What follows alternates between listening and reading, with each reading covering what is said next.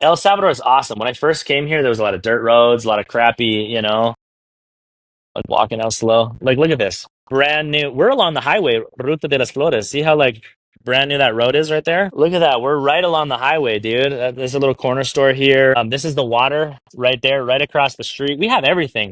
Look at that. That's the power lines. So here for this is why we love the concept of Bitcoin Mountain, because anyone who builds near us, like this is the highway that takes people to Guatemala. This is the highway that can take you to 20. The roundabout is right after that blue car. You walk down 30 meters and it's the roundabout to Sonsonate, Santa Ana, 20 minutes in each direction. It's such a rad, beautiful location. And it's really growing. Like, look at this new gated community over here. See, like, there's like, I don't know if you can see through there, all those houses on the mountainside. And they just sold another 40 lots of more people coming in. It sold out so quick just above our farm on the other side of the mountain. It's growing. So we're building Bitcoin Mountain. We got our roadmap, and I'm going to do it with the poor of the poor.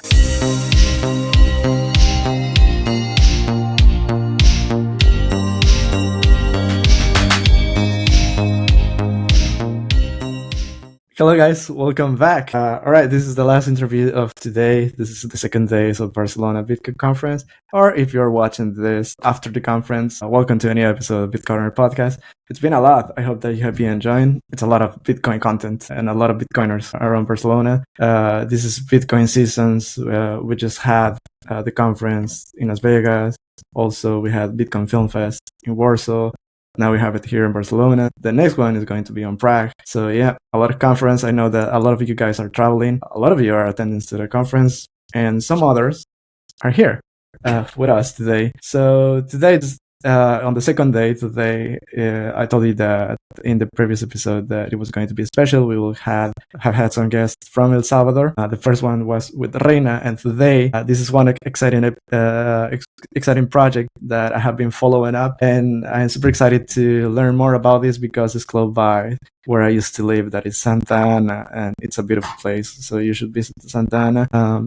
And Los Naranjos very specifically, and they are building a Bitcoin citadel. We're gonna discuss about that, but they're doing more than that. It's a deep story, guys. It's all about humanitarian and a visionary Bitcoiner that is doing great stuff there. So yeah, I want to welcome Adam Murphy. Welcome to BitCorner. Yeah, man. Thanks for having me on your show, brother. So yeah, let's whatever questions you got, man. I'm here for it. Let's go. Yeah, I always like to start the podcast with the origin stories, and then we'll go deep into the Bitcoin rabbit hole journey, and then eventually to your story in El Salvador and everything that you're doing. So if you can give us a little bit of context, who you are, what and how you got into Bitcoin, and then we'll discuss what you're doing there. Yeah, so I got into Bitcoin in like 20. I think that's when a lot of people were getting into it. So I like had the Kraken downloaded, and I downloaded like Coinbase, one of the first wallets that I think most people got into, and I was just like trading a whole bunch of shit coins, Bitcoin,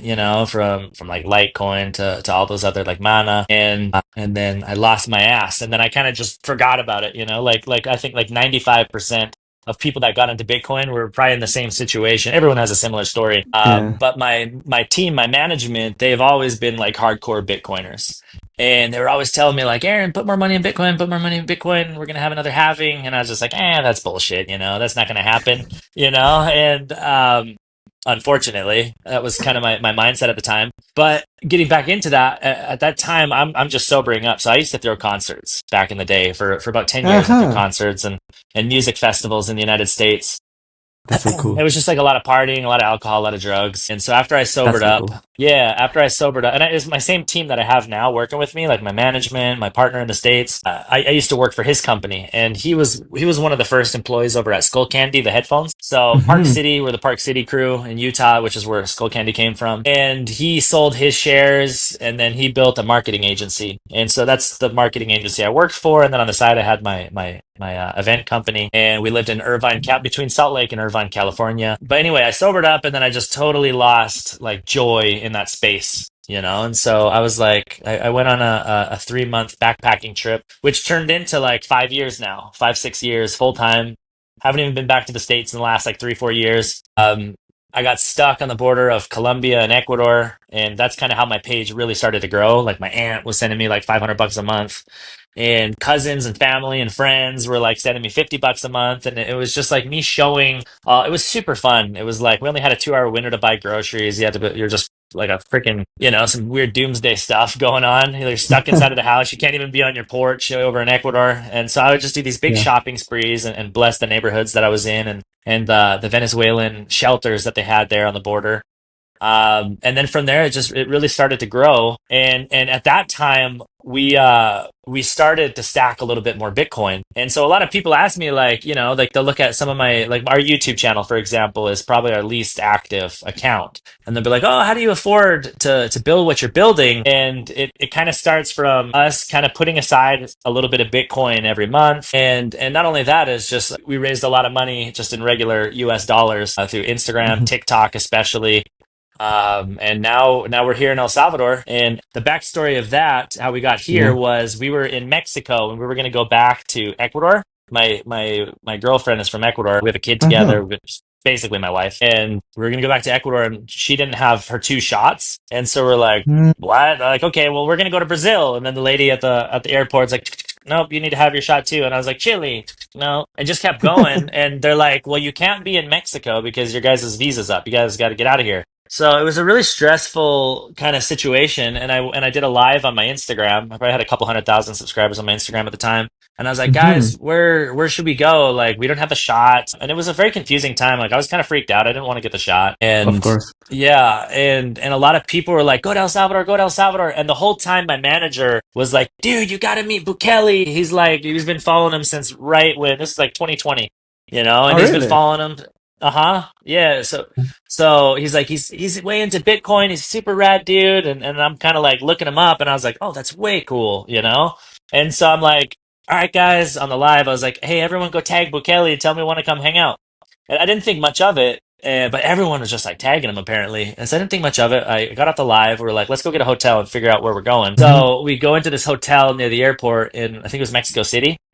And then I just get this DM on top of my phone. It's like, doodle, and it's from Bukele on, with his check mark. And he's like, hey, bro, you want to come to my country? And I was like, what? This has got to be a scam. And I click on it, and I'm like, oh, it's him. I was like, yeah, man, sweet. And so it was like, we bought a ticket and we left. Like right there, I called my wife, and I was like, I ran up to the room, and I'm like, look, the president responded. Let's go to freaking El Salvador. So surreal. Yeah, man. And so we like literally just fly to El Salvador, and we get there like at the airport, and he has a security there, and they had a little like sign that says Murphslife, and they brought us into presidential like vehicles. We hung out in their presidential lounge there, their VIP lounge, and Yeah. went to a hotel, and then we went over to the Casa Presidencial and met up with them for a few hours, and chatted about a lot of things, chatted about what we want to do, asking him about like his dreams of the country. And at the time he was talking a lot about Bitcoin City, and Uh-huh. our I original remember thing was like, we want to I'll raise $1 million to build a school with one of my buddies, Eric. that. And Mhm. that was the plan, but that didn't really come to fruition yet. And so I always kind of had that in the back of my mind. So I'm like, you know what, let's build our own little Bitcoin citadel. And Mm. so we bought a farm probably within months of us moving here in 2020, 2021. We bought this farm, and luckily we got it really cheap because it was really dangerous then. It wasn't safe. It wasn't a safe country. We had bodyguards for the first year. So it was a blessing. It was definitely a blessing from God that we were to come here at that time, be able to save so much money and buying the land and developing it. At first, we developed it for the first year with the prisoners, Yeah. the PDLs, privados de libertad. So we put up a Uh-huh. fence around the entire highway because so many people would dump trash off the highway. And yeah, And how do you choose to go to Los Naranjos? I mean, because it's a very specific place. dude, I don't know, man. It was like one of our subscribers like wrote me, and he's like, "Hey, man, like I'm from Los Naranjos. I want to show you guys around." So he Mm. leaves Miami, and my buddy Larin, he leaves Miami, and he comes down, and he like shows us his dad's farm, Estate 98, just down the road here, really big coffee farm, and really cool guy. Like showed us some nice restaurants, and then he's like, "Hey, my aunt's best friend is selling this farm," and we walked this farm, and I was like, "Okay, cool, let's buy it. We want to buy it."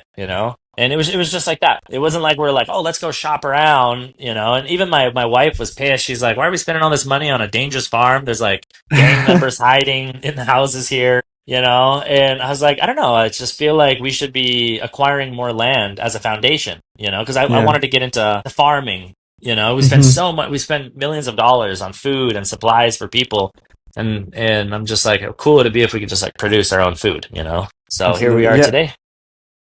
I have been seeing on X, on Twitter mostly, a lot of your videos about what you're doing there, about the Bitcoin citadel and everything. So it's quite interesting. So I don't know. I don't know where to start because there's a lot of things, but maybe if you can, for, I don't know, maybe for listeners who have never heard about what you're doing about the Bitcoin citadel, how do you call it? Like Bitcoin mountain? Like, if you can explain us Yeah, what are you doing there? yeah, we're kind of calling it Bitcoin Mountain, and it's funny too because we had like the main purpose of this, and I always tell this to my friends, like the main purpose of this is not to promote Bitcoin, is not to promote like even Sure. Bitcoin adoption. Like that's what I was telling my buddy John with Mi Primer Bitcoin. You know, Yeah. Shout out to you. one, yeah, one of the OGs here, and it's like my mission is to, you know, what I've always done. We our foundation, we take single families, we tell a really cool story, we raise them money, we build them a house, and we build them a business. And that's my Hmm. main passion is like, can I take a really poor family who's willing to work and totally change their lives for generational change, you know?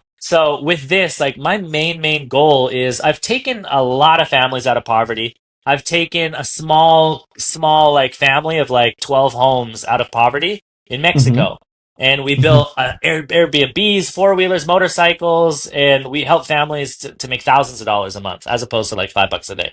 And so Hmm. now it's like, can we take a village out of poverty? And that is my main mission to be able to do that. And kind of at the beginning, I was really excited because I had so many people that were so stoked about like, oh, I want to build my community near you. I want to build my because we've already put in, you know, 3, 4, 5 million. I got to check the damn numbers, but it's like every day we're spitting out sometimes 15, 20 grand. We've Wow. put in millions of dollars to build this, years of work, years of labor, and we still have another 1.5 million just to be able to finish all of this stuff here. We have another $5 million roadmap to be able to expand this. But basically, what I'm getting at is there were so many people that were really excited to build around us. But Hmm. since the whole like IMF thing happened, and I don't know if that Hmm. was just kind of like an excuse or a cop out for people, but Hmm.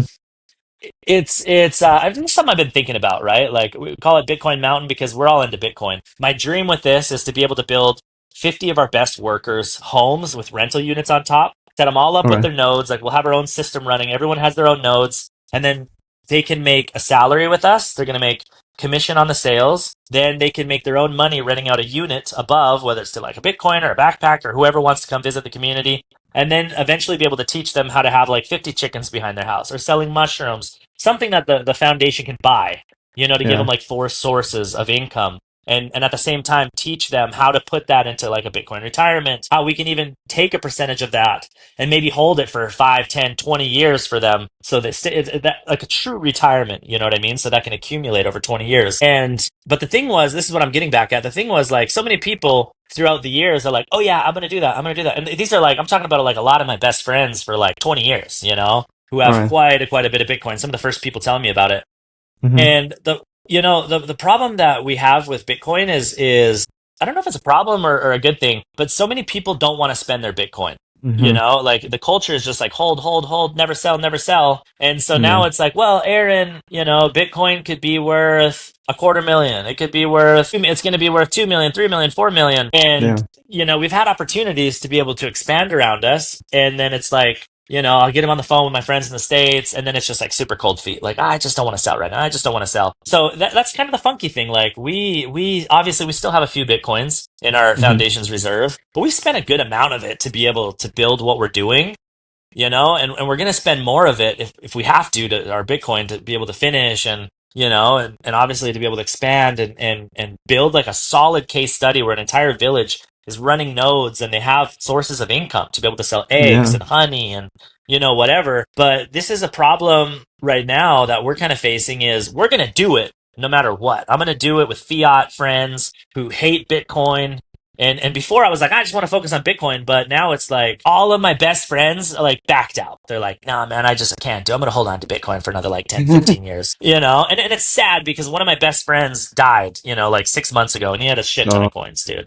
just a shit ton of coins, and just I'm sorry. always like just pushing it off, pushing. It's gonna grow. It's gonna grow. It's gonna grow. And now I'm just like, man, if you're gonna do something in life and you feel it, you got to go for it. And it doesn't mean you have to sell 100% Exactly. of your reserve, but if you feel like you should really do something, like life is so short, man. Life is so short. It's about having beautiful experiences. And sometimes the best experience in life is losing your ass, man. Like just losing everything, because that forces you to really dig deep, find Yeah. God, like no longer look at yourself as I can do anything. We have to, you know, I think if we call upon a higher power, we can achieve great dreams and great goals that can cost millions and millions of dollars, as opposed to just, I'm going to hold on like a squirrel and hopefully it turns into $4 or $5 million one day, because like I look back when Bitcoin was like 5, 6 grand and 10 grand, 14 grand, a few years ago. And Yeah. everyone told me the same shit, man. Everyone told me the same thing. Like, I want to do something with you if Bitcoin hits 50 grand. Oh, I want to do something with you if Bitcoin hits 70 grand. I mean, like, it's over 100 grand. And I want to Yeah. do something if Bitcoin hits $250,000. I And think we'll people be have to like that really forever, dig right? deep. It'll be like that forever. It will literally be like that forever. So people just have to step back and say, if you want to hold and be a part of Bitcoin, really raising for a future generation, that's okay, But if you Mm-hmm. have in your mind that you want to do something and you're waiting for Bitcoin to hit, it's never going to happen, most likely. I think the world is coming into shaky times, really shaky times, and I believe that people will need farms and clean water and refuge. I don't know, like if God's putting something in your heart to build something like that, I think you should follow and not say, well, maybe tomorrow, maybe tomorrow. It almost sounds like we're writing a future children's book to teach the next generation of a big mistake. Yeah, absolutely. Hold on, I have a couple of questions about that because it's really interesting. You say that you're not focused on Bitcoin like that, but I mean it's Bitcoin, but it's also sustainable farming and community building. So you say it like super easy, but man, it's actually very difficult. So I have a couple of questions, like for example, how you manage to involve the local community and not just in Bitcoin, I mean in general in the project, because uh I know that people in those areas are in need, right? Or don't have Yeah, education, or they don't have the structure, or they even don't have a house. So yeah, how is it? I know I have like a lot of questions, but you know where I'm going, yeah, right? yeah. I mean, right now we're just in the building phase, like we have gardeners, we have construction workers, like put And you pay them on Bitcoin? right now we don't pay them on Bitcoin. I'm waiting for John is going to set that up for us. Can you see me?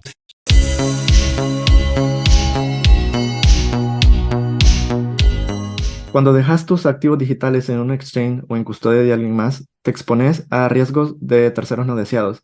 A diferencia del sistema bancario tradicional, Bitcoin te permite tomar el control total de tus fondos utilizando tus propias claves privadas. Esto te permite ser soberano y esencialmente tu propio banco. Al tomar el control de tus Bitcoins, puedes evitar riesgos innecesarios de terceros. Almacenar tus Bitcoin en custodia de terceros como los exchanges puede exponerte a ataques de actores malintencionados, gobiernos o estafadores que lo único que quieren es apoderarse de tu dinero. Las billeteras de hardware aumentan la seguridad de tu billetera porque tus claves privadas se almacenan en un dispositivo especializado que no está siempre conectado al Internet. Como te he dicho antes, mantener tus claves almacenadas en un dispositivo en línea puede exponerte a factores adicionales de ataque, por lo que se recomienda usar una billetera de hardware al almacenar grandes cantidades de Bitcoin durante largos periodos de tiempo. Jade es una billetera de hardware no custodial para Bitcoins y Liquid que ofrece opciones de firma simple y firmas múltiples. Yo personalmente lo utilizo para almacenar mis Bitcoins, ya que me siento mucho más seguro manteniendo mis Bitcoins en una billetera fría que en una almacenada, por ejemplo, en mi teléfono. Si estás pensando en adquirir uno para ti, no olvides utilizar el código de descuento de nuestro show, BitCorner Podcast. De esta forma estarás apoyando directamente el show y además obtendrás un 10% de descuento para la compra de tu billetera fría. Go ahead. All right.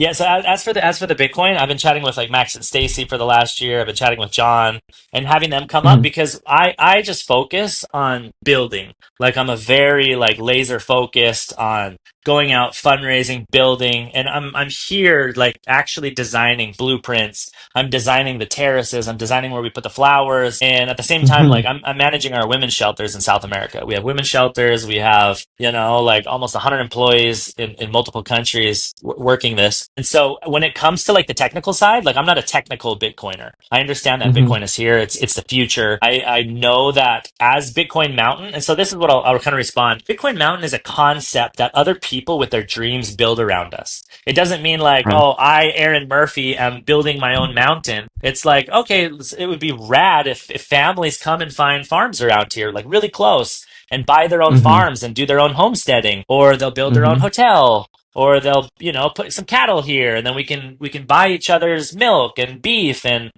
that's kind of the idea, to kind of really create our own circular economy. And that's what I'm Hmm. saying. The problem is we're building this, right? Like our five Hmm. year roadmap is I want all 50 family, my best 50 families, and expand it from there to have homes equipped with a rental unit, their own nodes. So they're even selling each other through Bitcoin. A percentage of that goes Hmm. into a Bitcoin retirement. Like that is happening. That's on our roadmap. That's so But cool. the best like technologies and wallets, and like I'm not an expert on that. And I'll be Hmm. sitting on meetings with our board and our team, and they're just like going off, and in my brain it just like shuts off. I'm like, you guys deal with that. You know what I mean? Like Hmm. I'm more of like a creative, like I'll have like a vision of what I want to have for the gardens, or I like filming people in fundraising and building them houses. So I Hmm. want to leave that to the experts. I don't even care to study it. Like, what is the Hmm. best? Like I probably even sound like really ignorant talking about like a node. Like what is the best node to set up? What is like the most efficient? Because if Hmm. something costs like $20 in energy, and internet for these really poor families, I want to figure out like what's the most efficient? So I want to leave the experts up to that for them to come and set it up. I want to leave like my Yeah. homie, like John, you know what I mean? Dennehy, like you come in Hmm. here and teach all my people and on how to set up a Bitcoin wallet, because I always talk about Bitcoin. It's the future. You guys should be Hmm. putting it aside. And they'll ask me like, oh, what should we put my Bitcoin in? And I'm just like, I don't know. Like, hey John, come give us some damn classes, dude. You Hmm. know? Yeah, So that absolutely. that's gonna happen, but my main focus is just finishing the build.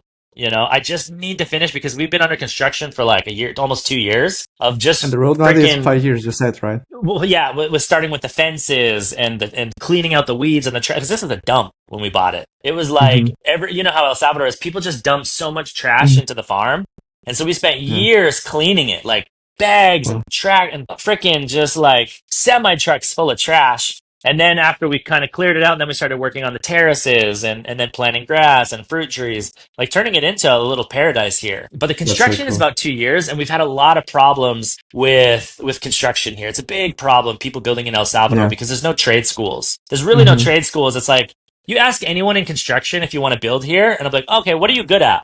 Oh, I can weld, drywall, paint. You know what I mean? I'm an electrician. I'm just like, Hmm. holy shit. So you have no idea like what the hell you're doing. You know what I mean? Like you're gonna yeah, and before I'm like, okay, awesome, that's rad. You can help me with everything. And then it's like you come and do an inspection. They're like, okay, your electrical like looks like it's for a shack. You know what I mean? Hmm. Like you don't have the three wires. You don't have the grounding. They're not using the proper tubing. They're putting in a cheap PVC when you need tubo impacto. Yeah. And it's cost us the hundreds of thousands of dollars. So now I've Hmm. learned a ton about construction, and that's what I'm saying. Like when it goes back to the technical side, I'm like, I don't have time or energy. Like I need to stay focused so Yeah. this can be built, because if we run out of money before we can even finish this, Hmm. all of this would just flop. Yeah. So other than that, like the concept of Bitcoin Mountain is still here. And if people want to build something rad around us, it's like just Hmm. do it. The only thing that we ask is if you build something, to put like 10% of your profits into like a Bitcoin retirement for your employees. You don't have to give me the money, you don't have to do anything of that. But if we create Hmm. that kind of a culture, I think we can create one of the coolest case studies that Bitcoin really can take a community out of poverty, but it takes time.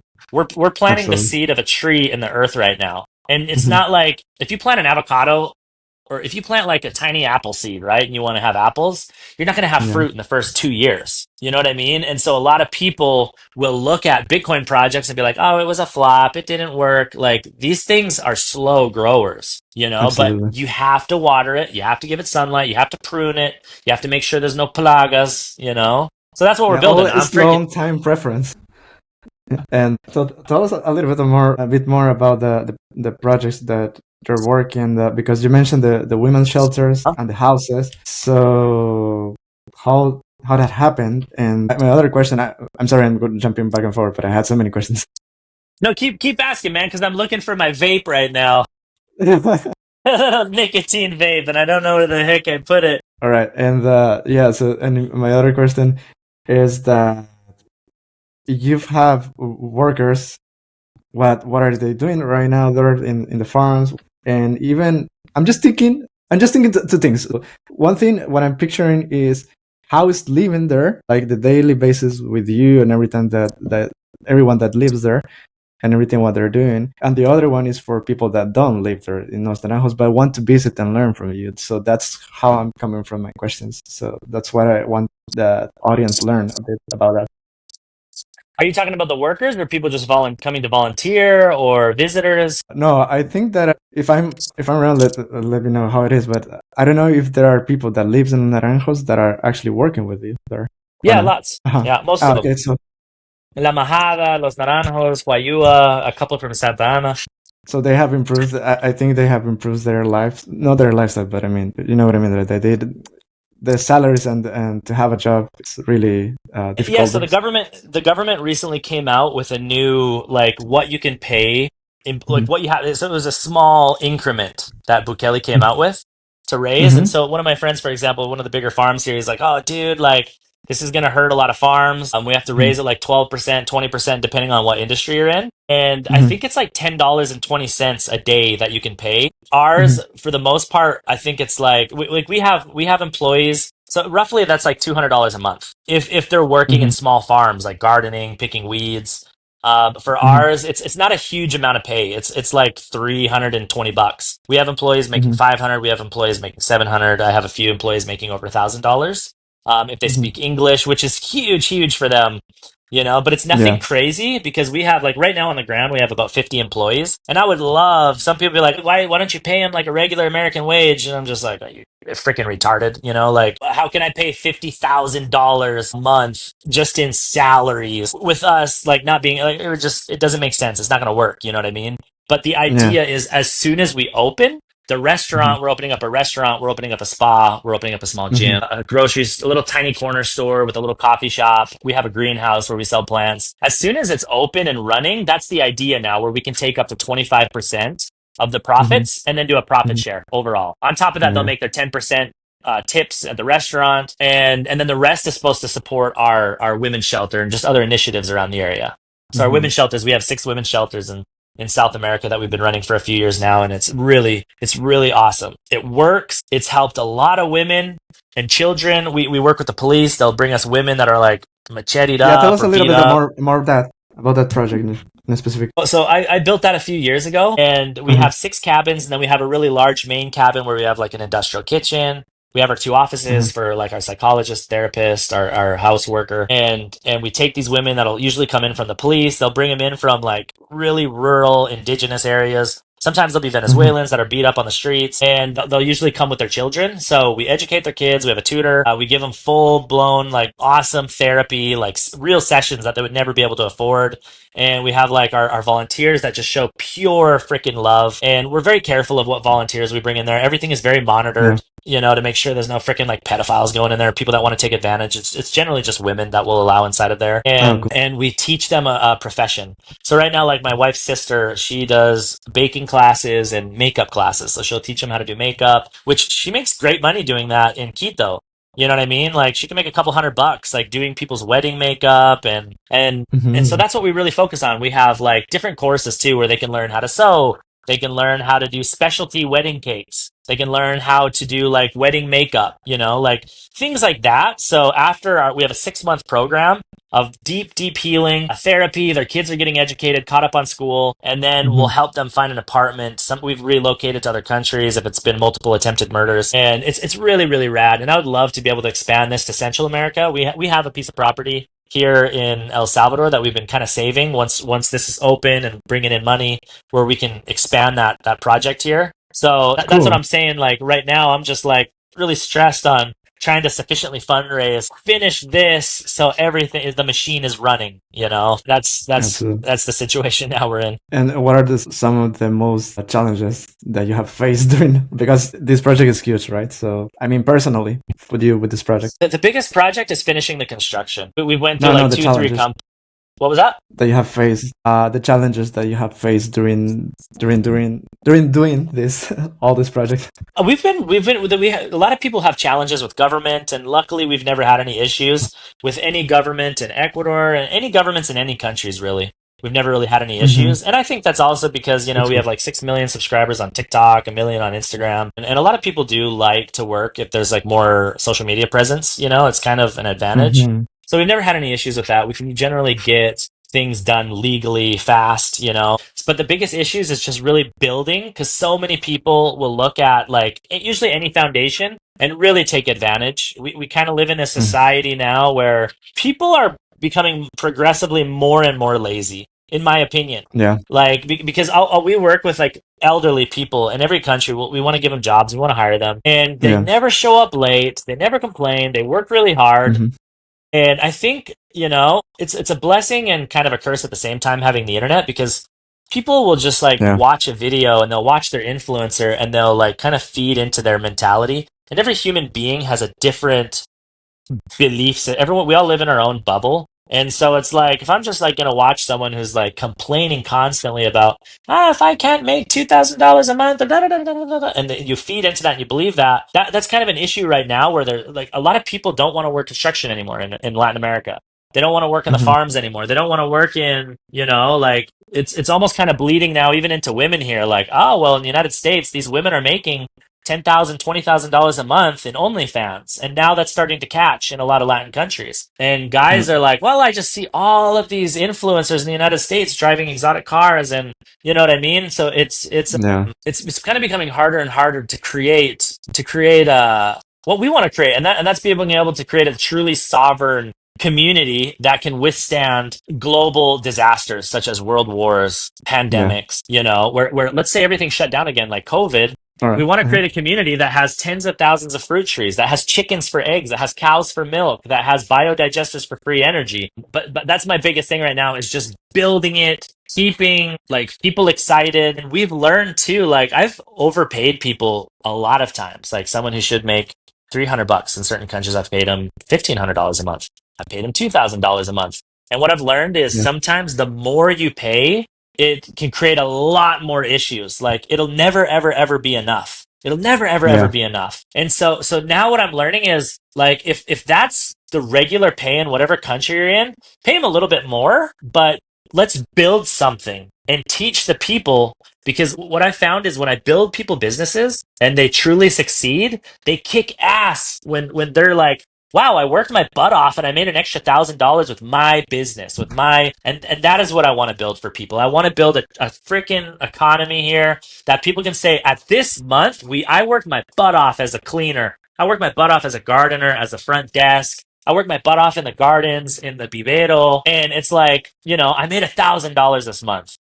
Everyone yeah, here, that's the culture I want to make. Not just like, oh, here's a big check for you, because you're asking me about my difficulties, and I can't tell you how much I've had people like complain and talk bad about me for paying them like a salary on what anyone in these countries. This happened in Ecuador. This happened all over in a lot of yeah. countries, and yeah, it's been a big it's been a big issue. Yeah, absolutely. And what about the structures? Because I know that the road to go to the mountains is not well developed, right? Like, I don't know if you have problems now I'm talking about in structures in general, like the roads or the water or the electricity. Oh, dude, El Salvador is awesome, man. Like, this is what I wanted to show you here. I don't know if I can like flip my camera around. I'm kind of afraid of bringing it over there Let's try it again. again. Let's try it. Let's see. Uh, So we have our El Salvador is awesome. When I first came here, there was a lot of dirt roads, a lot of crappy, yeah. like walking out slow. But the Like, look at this. nature, Brand new. We're along the highway, Ruta de las Flores. See how like brand new that road is right I there? love. It's always cloud. That's what I like the most. Look at that. We're right along the highway, dude. There's a little corner store here. This is the Yeah. water right there, right across the street. We have everything. Look at that. That's the power That's good. lines. So here Uh-huh. for this is why we love the concept of Bitcoin Mountain, because anyone who builds near us, like this is the highway Hmm. that takes people to Guatemala. This is the highway that can take you to 20. The roundabout is right after that blue car. You walk down 30 meters and it's the roundabout to Uh-huh. Sonsonate, Santa Ana, 20 minutes in each direction. That's It's cool. such a rad, beautiful location. And it's really growing. Like, look at this new gated community over here. See, like, there's like, I don't know if you can see through there, all those Yeah, I houses can on see. the mountainside. And they Yeah. just sold another 40 lots of more people coming in. They sold out so quick just above our farm on the other side of the mountain. It's growing, but there's no Bitcoiners because none of them want to spend, they don't want to rent. And that's fine. So Yeah. so we're building Bitcoin Mountain. We got our roadmap, and I'm going to do it with the poor of the poor. I want to raise money. I mostly take it's even with donations in Bitcoin, it's been really, really difficult. Like I get a lot of like fiat donations. I would say like Yeah. 98 to 99% of my donations come in from US Yeah. dollar.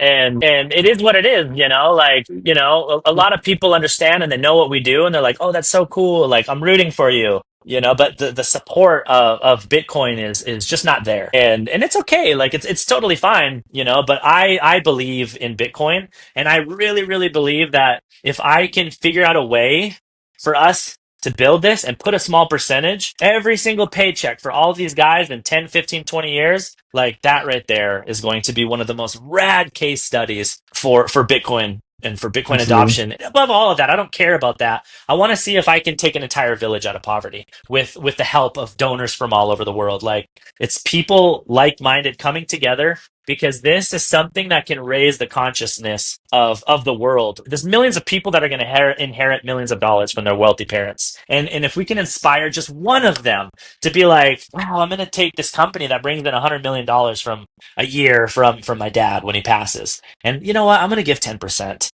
Yeah. back to the people.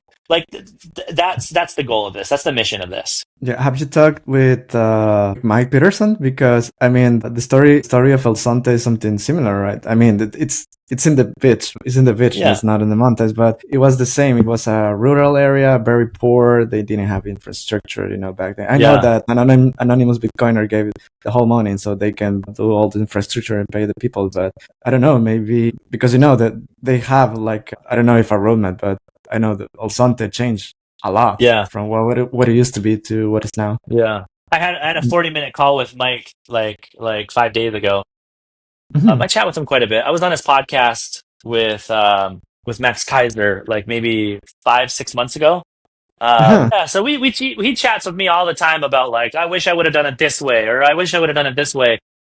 Hmm. And like, that's kind of one of the things is, I don't know. I'll just we're just in a place right now where there's a lot of dreams that people have, Hmm. but it's like a dream can't come true unless you lay the first brick. Hmm. And that's just kind of the situation that we're in right now. A lot of people just aren't willing to lay the first brick yet. And so Absolutely. they'll I don't come do. to places like Bitcoin Beach and be like, oh, this is a lie. And they'll create videos like showing Hmm. poor houses, like thinking it's like this big, beautiful, you know what I mean? Like very wealthy Bitcoin community. But that's not Yeah. what, in my opinion, that's not what Bitcoin is about. For me, I Yeah. see Bitcoin as the future, and I see it integrated with the poor of the poor. And if we can use Exactly. Bitcoin as a way to raise them out of poverty, and if a Bitcoiner comes in and Hmm. is fucking taking videos of and showing how someone lives just to say, oh, it's a scam, it's a lie, then like, to me, Yeah. that's very ignorant. Yeah. It's Agree. like, I want people to come here and film the shacks that are around here and say,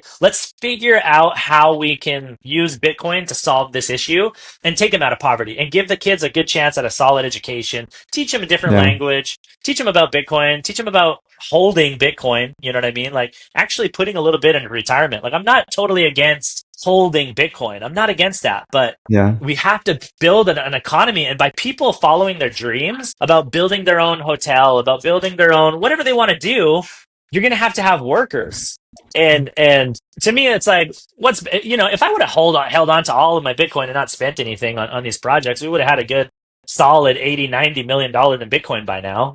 And for me, it's like, I would rather have two little Bitcoins in my account, and a community of people that can feed their kids, that can buy medicine for Absolutely. their children, and to be able to take their kids on the weekend to go to a movie or to go to the beach. That to me is the dream. So that's to me is the ultimate dream. Not having hundreds of millions of dollars in the bank. Absolutely. I have two questions. One, if I don't know if you have a geyser fund, because I'm just thinking we're streaming this in the middle of Barcelona conference.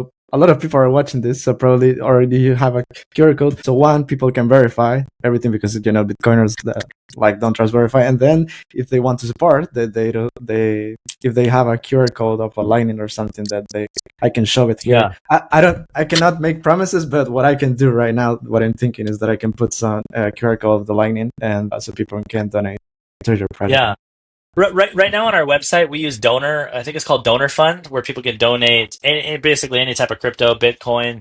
But it's not the Lightning Network, so it takes a little bit of time.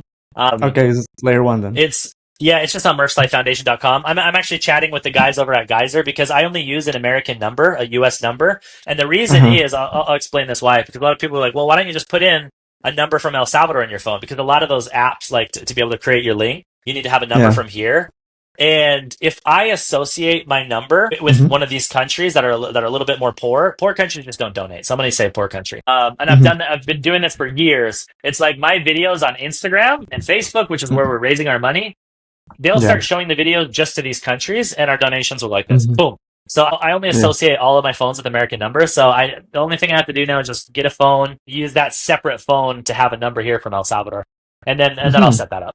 I'm like a freaking laser with this project here. Like, hey, don't plant the flowers there. Hey, this because we've had so many errors, Like I've studied about ironwork, cement work, welding. Like I've put on like 50 million hats, which is not the smart thing to do, but it's just like it is what it is. I did that, and now I'm just like spending 10 minutes over here on the construction, and then the restaurant, and then the spa, and then we're putting in the electrical grid. We're digging our own well. We're cementing trails. We're putting in a pig pen. We're putting in a cow corral. We're putting in more biodigesters.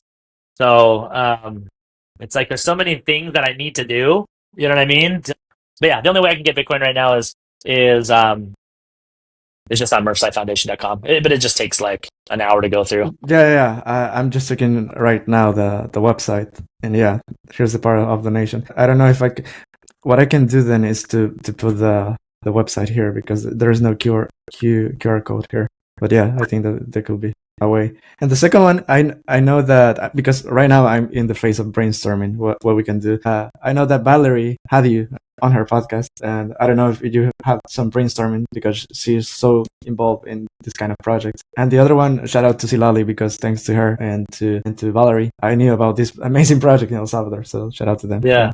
Oh, she's awesome. She came up a few times recently, a few months ago, and walked around and we chatted and in person, and they filmed a bit here. Cool. And so I mean, anyone that wants to help fundraise, like 100% more than welcome. Because like I said, we have a $5 million roadmap. I want to spend another, I don't have it right now, but if I were to get $1 million in a Bitcoin donation, I would spend 100% of it.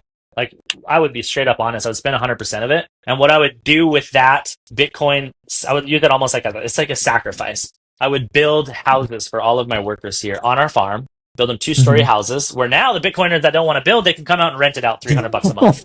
You know what I mean? But that money is going to go through the locals' nodes, and I want to set it up where a small percent goes into the retirement. So using that like altar, the sacrifice of the Bitcoin, we're going to freaking spend it, would be a beautiful way to be able to teach these people about, hey, I have a home, I have a rental unit, I have my own node, my own protected Bitcoin. And then build them a small like $2,000 investment. If someone could sell mushrooms, chicken eggs, you know what I mean? Like, so anyone who wants to come in and help fundraise, like, I'm going to spend it. If you guys give it to us, we might set aside like 10% into our foundation's reserve.